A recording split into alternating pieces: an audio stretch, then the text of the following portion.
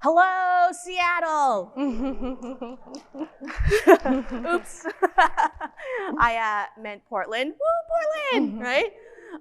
So not that this joke requires any further elaboration. I hear jokes are best when you have to explain them. So in a way, I guess we don't because Aaron's already done the whole Portland-Seattle thing. But apparently there's a rivalry between these two cities. Did y'all know that? I didn't.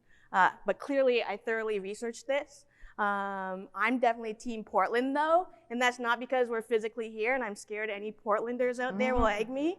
Anyway, welcome back from lunch, everyone.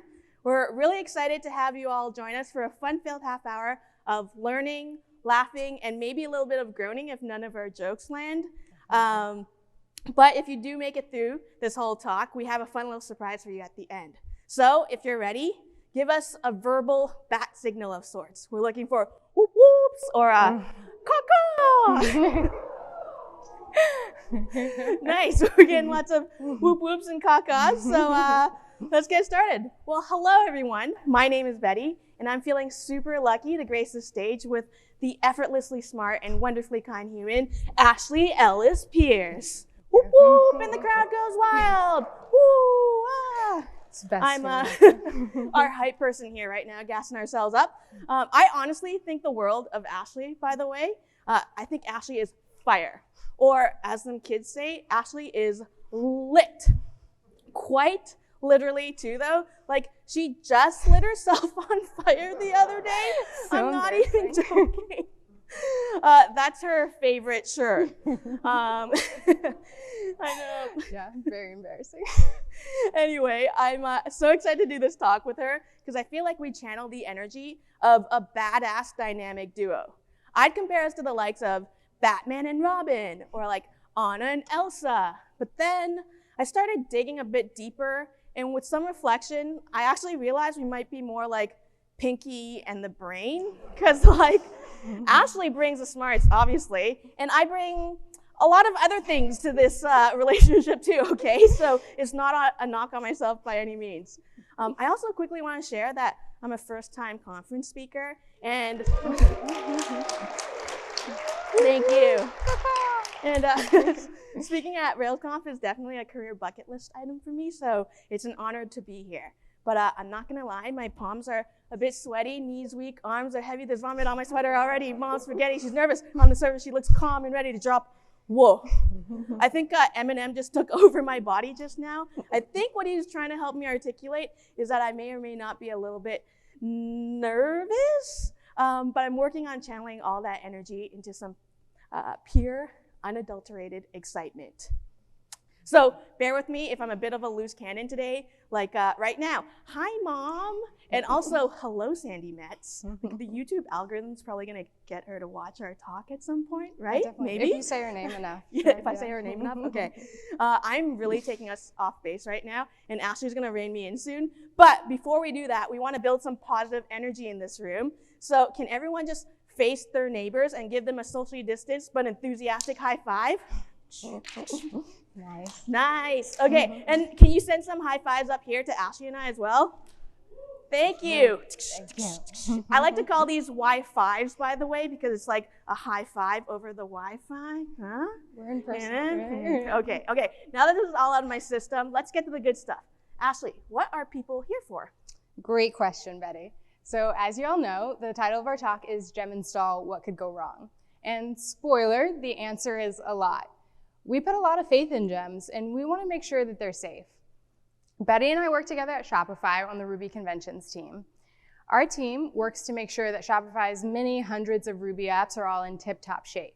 So if, for example, there's a Ruby CVE, we would make sure none of the over 600 Ruby apps are running the vulnerable version. And so in that work, we started to consider, how do we make sure that none of these apps download an unsafe gem? And that led us into the all-encompassing, multifaceted world of supply chain security. So that's what we're here to talk about today. When you install a gem, what could go wrong? I mean, that gem looks so cute and friendly, right? Totally. Like, how could that little gem be harmful? But it turns out a lot could go wrong. The security of the gems that we use is incredibly important. Because when we run gem install, we're just putting unquestioned faith in whatever we're installing. And the security of our gems is getting even more important every year. According to Sonatype's 2021 State of the Software Supply Chain Report, in 2021, there was a 650% increase in software supply chain attacks aimed at exploiting weaknesses in upstream open source ecosystems. In 2020, there was a 430% increase over 2019. So every year this is accelerating, and there are more and more people trying to make sure that when you run gem install, something indeed goes wrong. There were a couple of notable supply chain attacks from last year that you might have heard of. One was the CodeCov attack. CodeCov runs a code coverage report on your CI environment and then uploads that report to CodeCov servers. But between January and April 2021, its Docker image was modified. So for CodeCov's 23,000 customers, that uploader also sent their environment variables to the hacker's remote server. Another supply chain attack from 2021 was the dependency confusion attack. Unlike the CodeCov attack, this wasn't taking advantage of one company in the supply chain and going after all of their customers. This was taking advantage of a more general vulnerability in how companies structure the way they get packages. Basically taking advantage of when you say gem install XYZ, how do we know where to go to get that gem from? Is it from Ruby gems or from some other gem hosting server? We're going to talk about this in more detail later, but suffice it to say, dependency confusion is bad and we want to avoid this. These are just two small examples of attacks in 2021. So we know for sure this is happening. Why aren't all developers up in arms doing something about this? Well, one reason may be that we want to leave it to the experts, right?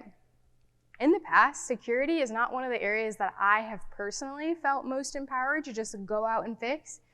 It's really hard to know where to even start looking.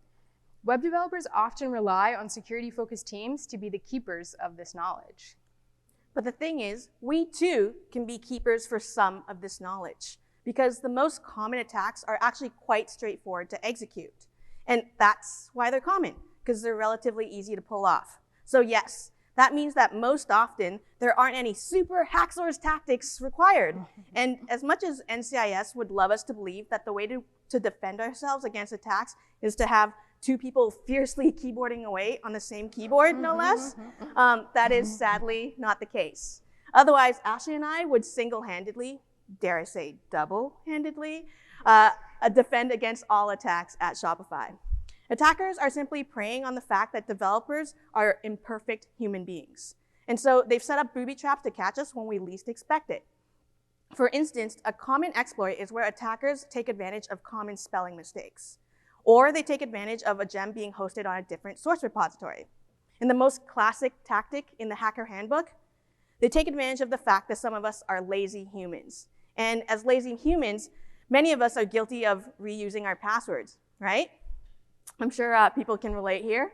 But the good news is, over the next 20-odd minutes, we'll unpack some types of attacks, how they happen, and most importantly, you'll walk away with strategies to defend against them. Our goal is that you no longer need to solely rely on security-focused teams, and that you can be the first line of defense. So, as Betty said, before we get into how to mitigate attacks, it's probably good to understand what kinds of things can happen when malicious code gets into our gems. I mean, really, what's the worst that can happen? What can attackers actually do if they have compromised our gems?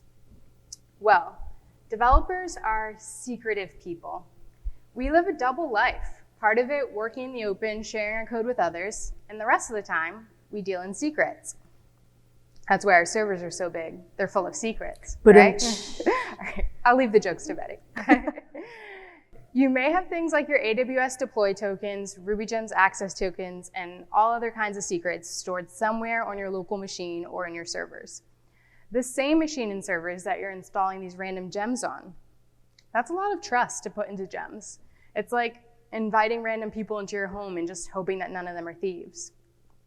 A bad actor could put code into the gem to steal these secrets and then send them back to the attacker. And this isn't just hypothetical. When the Rust client gem was compromised in 2019, this is one of the things it did. This is actual code from the hack. It checked to see if we were on any environment but localhost. If so, we take all the environment variables, add them all to a hash, And then it does a post with that info back to the hacker's own website, that Miranaru endpoint there. And as you can see, this is pretty simple code. The hacker is not some genius, like Betty said, furiously keyboarding away, seeing who can type faster, the good guy or the bad guy. So what else can an attacker do? In addition to stealing secrets from you, another type of attack is ransomware, where instead of taking something from you, like your secret credentials, they're actually hiding your own data from you. They will encrypt your data so that now you can't access it, or maybe they'll lock you out of your system entirely. You can only gain access back to your files or system once a ransom amount is paid. There was an attack called Ryuk a few years ago, which was a widely publicized ransomware attack between 2018 and 2020. The FBI has estimated that it's caused $60 million in damages worldwide. If an attack like that happens just like 700 times, suddenly that's enough money to acquire Twitter. Too soon? Too soon? So ransomware is pretty detrimental. Similar to ransomware, where the goal is to get money out of you, lots of crypto-based hacks exist as well. Maybe they want to install a Bitcoin miner on your machine and use your server resources instead of paying for their own. Or maybe they want to straight up steal any crypto that you might have. One such example was in 2020, 2 Ruby gems called Pretty Color and Ruby Bitcoin. Ruby Bitcoin was pretty obvious, the name kind of gives it away. But Pretty Color was an exact replica of the colorized gem, which lets you add some color to your console. So it actually did something. And if you were looking for a gem to do this, you could have very easily downloaded the Pretty Color one without realizing that it was malicious. With these attacks, they took over your clipboard so that if you ever copied a cryptocurrency wallet address to your clipboard, it would replace it with the hacker's wallet address. So you ask someone to send you money and you try to send them your wallet address, and instead you're sending the hacker's wallet address. So this is pretty niche and a very small potatoes attack, but it happens. What else can happen if you download a bad gem? Another type of attack is when an attacker adds a backdoor. This is kind of a broad, arbitrary term, but it generally means when a malicious script is installed to give the hacker a persistent gateway into your system. This is from a hack of the strong password gem in 2019, and it was also in the REST client gem hack that we talked about. It's an attack method that's pretty common. They've added a bunch of cruft to try to make it look confusing here and like throw anyone off who might be looking at the code, but really they've just added code to check to see if the Rails environment is production. And if so, they eval open whatever is on a paste bin. And so this is a backdoor because they could use it to steal secrets like they did with REST client, but they can also use it to do whatever they want. They can keep changing the code on the paste bin and whatever is there will run. So this is an open door to do whatever they want to do. This is another example from an attack on the Bootstrap Sash gem in 2019. A specific cookie sent by the client is base64 decoded and then evaluated in runtime to effectively allow remote code execution. Very similar to the paste bin, they can put anything they want into the cookie and it will run on your servers. So this is another example of a backdoor. As I mentioned, backdoors are a pretty broad category because they can steal credentials or install ransomware, but they can also do pretty much anything else they want, like install a crypto miner. The sky's the limit. So now that we've explored what's the worst that can happen, let's unpack how malicious code actually gets into our systems. One way is through installing the wrong gem. Now, before I want to get into that, I want to do a quick survey. How many of you have ever made a typo? I see some hands still aren't up yet, and so I'm assuming you've just abstained from typing to keep your typing record pristine or something? Huh? I'm kidding. So for our friends watching this at home at RailsConf Home Edition and to Sandy Metz, basically the whole room more or less had their hands up, which I guess isn't shocking, but this does bring us to one of the weaknesses that attackers try to exploit. They're simply counting on our propensity to mistype something. So instead of typing gem install Robocop, you type gem install Robocop or gem install Robocoop. I'm hoping you get the point here. Sneaky attackers squat on gem names that are just a typo or two away from legit gem names. Their goal is for you to erroneously install their malicious code in your applications and have it run on your local machine or production systems. And at that point, they could be crypto mining, like Ashley had mentioned, or it could be even worse. It's just bad news bears all around. Now, this type of attack is called typo squatting. And there's also a variation, or what I like to call a cousin of typo squatting, called combo squatting. And an example of that would be if you want to include a gem called cool beans, but you didn't remember it properly and instead installed a fake gem that a bad actor had been squatting on called beans cool. And at that point, it'll definitely be not so cool beans. Am I right? What's interesting about this class of attacks, though, is that it's the most common attack on software supply chains. I'm going to let that sink in. The most common attack on software supply chains is basically an exploit on our inability to type properly or remember a sequence of words properly. Pretty wild, right? Another way a wrong gem gets installed is when the source repository is not explicitly stated. So it's not clear where the dependency should be downloaded from. For instance, let's say we have an application with a bunch of gem dependencies. Some are hosted privately on our private server, some are hosted publicly on Ruby gems. Now honing in on one of our private gems, let's say we have one called Soho House, because y'all know how private and exclusive Soho House is, right? So an attacker learns of this private dependency of ours, and with a quick search, they learn that there's no public version of this gem. So they proceed to create a public version of Soho House. And of course, their version is going to have all the naughty code in it. But the crucial part is, what happens when we run bundle install? Well, Bundler needs to decide where to download Soho House from. Will it be from our private server or public server, which is Ruby gems? And the thing is, it depends. Bundler will decide which gem to download based off of the gem version. Whichever gem is the latest version, it's going to download from that source repository. And this is the attack that Ashley was alluding to earlier, called the dependency confusion attack. Very aptly named, if you ask me. Which gem should be installed? I don't know. Many choices, much confusion. And on the note of confusion, sometimes account ownership can be confusing too. Specifically, the confusion is who actually owns this account. I highlight this as a problem because the second most common attack on software supply chains is account takeovers. This affects us because it's possible for people who are the maintainers of our dependencies to have their account stolen. The attacks that Ashley mentioned earlier about the gems REST client, strong password, and bootstrap SaaS, those attacks all happen through account takeovers. And once an account has been compromised, an attacker can perform all sorts of privileged actions, like yanking a gem or pushing a new release of a gem with malicious code injected. It's like you thought Aaron Patterson cut a new version of Rails, but then it turned out to be dun, dun, dun, Aaron Patterson. Did you like that one? I was really proud when I came up with that. I'm not gonna lie. Anyway, another Patterson way that malicious code can get installed is if Ruby gems itself gets pwned. Now, this is way less common than the previous attacks I mentioned, but it's the most dangerous for all our Rails applications. If Ruby gems is compromised, attackers could just change the files on package repository servers without maintainers even knowing. And this type of attack is called repository compromise. The attackers basically have the ultimate keys to the kingdom. In fact, within the last few weeks, Ruby gems just addressed a critical vulnerability where any Ruby gems user could actually yank and then replace certain gems that fit a particular criteria. Fortunately, WhiteSource completed an analysis last week and concluded that no gems were compromised. And so while this attack is uncommon, it is still a risk that exists when we install and use gems. And so now that we're all sufficiently paranoid, I want to be clear here. This is not a PSA for y'all to stop using gems. Right, Ashley?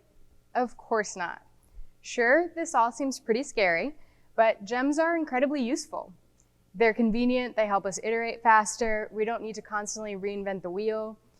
Besides, Rails is a gem, and we're not here at RailsConf advocating for you to stop using Rails. So by all means, stand on the shoulders of giants. It accelerates your development and it accelerates innovation. But as we've discussed here today, there are some very scary things that can happen if we don't secure our gems. There are some inherent risks to using gems. The goal is for us to understand the risks and be diligent about mitigating them. I mean, driving can be risky, right? We could all be approaching it like a game of Grand Theft Auto, but we're not. We wear our seatbelt, We follow traffic laws. We take safety precautions to make our journey as safe as possible. We need to do the same when taking an approach to supply chain security. To ensure our applications aren't compromised, we need to secure our gems. That we do, Ashley. And so how do we actually go about doing that, though? Now, let's talk about countermeasures. For starters, when I say counter, you say measure. Counter. Measure. Counter. Measure. Oh my God, that worked. I didn't think it would. Y'all are great. So the first countermeasure we get into is typo squatting and combo squatting.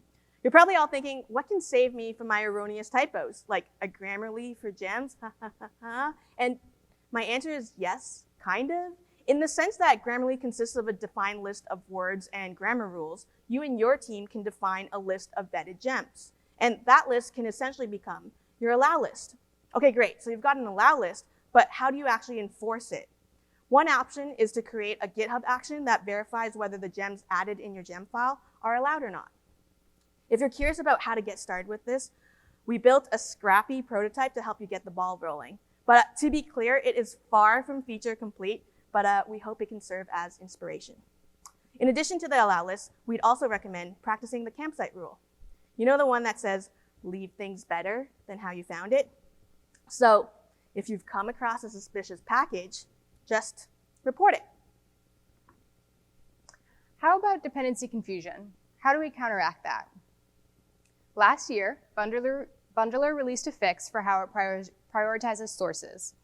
This was originally fixed in version 2.2.10, but we recommend being on at least 2.2.22 for all the best goodness related to this issue. If you look at the bottom of your gemfile.lock, you'll see a bundled with version. If it's not at least 2.2.22, update your bundler and gem install again. With this fix, you can now specify a block source in your gem file. That'll enable Bundler to prioritize resolving the gems and its transitive dependencies to the specific source listed within that block. And even if you don't explicitly list the sources, once you upgrade and then run bundle install, your gemfile.lock will change from this old format where the possible remotes are just listed at the top, and each time you run bundle install, any gem can resolve to any remote depending on who has the highest version, to this new format where the remotes are listed one by one, so that for each gem, it knows exactly where to pull that gem and its dependencies from. And it's consistent on every bundle install. So you never have to worry about Bundler being dependency confused and just changing its mind about where to pull the gem from because someone out there in the world created a higher version. As long as it was pulled from the right place initially, it'll continue pulling from that place on every bundle install. So again, check the bundler version that was used to generate your gemfile.lock. If it's lower than 2.2.22, you should update to get this protection. This was a problem we had to solve at scale at Shopify since obviously we had a lot of apps to update. One of our teammates actually wrote a blog post for how this problem was tackled. If you're interested, you can check it out on the Shopify engineering blog. Now, let's talk about how to counteract repository compromise. As Betty mentioned before, someone hacking into RubyGems itself and changing the gems directly there is not a super common scenario, but it is very destructive. So luckily, there are some things that can be done to mitigate that risk. Gem signing is one mitigation technique. Maintainers cryptographically sign their gems, and then when you install, you can use the high security or medium security flags to verify the signature to ensure the gem has not been changed. This has been built into RubyGems for quite some time now, but unfortunately, it's pretty cumbersome to use, and so effectively no one uses it. There's an RFC open on RubyGems right now, written by some other members of our team, to make signing easy and seamless. So if you're interested, please check that out, and feel free to share your opinion. And last but not least, let's talk about account takeovers. The way I see it, there's two parts to this problem. Firstly, how can you assess your risk exposure to account takeovers related to your application's dependencies? And secondly, how can you contribute to account integrity on improving account integrity on RubyGems and the software supply chain in general? So first off, when talking about account takeovers, it behooves me to begin with these 4 words. Enable multi-factor authentication.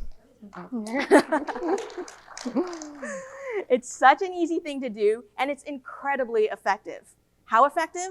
Well, Microsoft had released a report a few years ago noting that MFA blocked 99.9% of automated account takeover attacks. Like, that level of protection is more effective than the awesome N95 masks we're all wearing right now. We might not have N99, but we've got MFA 99, right? And who wouldn't want a piece of that? So let's get back to our two key questions. We'll start with gem maintainers. Is there a way for us to determine whether their accounts, or any accounts for that matter, have MFA enabled?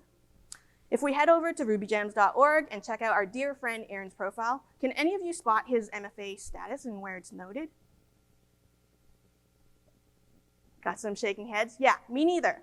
And as you can see, or not see, there's no indication on his profile about his MFA status. And that's by design. While you and I might have the best of intentions, publishing an account's MFA publicly is like letting a thief know which home is easier to break into. I'm just gonna pause here for a moment because it took me a long time to draw these doodles for like 2 seconds worth of speaking. So they're little piggies in a wolf. Anyway, to that point, it was we don't want to advertise which home or account is easier to break into, and that's why MFA isn't on a profile page. That said, gems can be configured to require all of its maintainers to enable MFA before performing privileged actions. So if you're a gem owner and you want to know how to set that up, you can check out the docs here. And for everyone else, if you want to verify whether this configuration is actually set up so that MFA is being enforced, at least on a gem level, you can find that out by navigating to a gem's show page. For example, here, you'll notice that Rails requires its maintainers to have MFA enabled. In addition to this, the team Ashley and I work on are very much invested in the health of the Ruby Gems ecosystem. Recently, we've submitted an RFC and had it accepted by the Ruby Gems team to roll out an MFA enforcement policy for the top 100 most downloaded gems. And this policy is in line with what other package managers are doing. NPM, for instance, has already rolled out a similar policy. And in fact, GitHub has just recently announced that their own policy to require users to enable MFA by the end of 2023. Needless to say, we're excited that in the near future, maintainers of some of the most popular gems will be protected from the Aaron Battersons of the world, right? Don't want any more of those. And next, how can you personally help improve account integrity on Ruby Gems? Well, if you have a Ruby Gems account, enable MFA. Because in the famous words of my bestie, Beyonce, if you like it, then you better put a ring on it. If you like your account and you want to keep it, you better put a figurative ring on it, right? If it's not obvious already, we are big on MFA. Like, we are riding the MFA train all the way home. Choo-choo! So we'd extend the ask of enabling MFA to beyond just your Ruby Gems account. To put it simply, just MFA all the things. NPM, GitHub, Shopify if you're a merchant. If the service offers MFA, enable it. And for those of you who end up enabling MFA on your Ruby Gems and or GitHub account, Ashley and I want to give you this ridiculously adorable limited edition sticker to celebrate our collective love of MFA. And so, yeah, stickers! Woo! Stickers!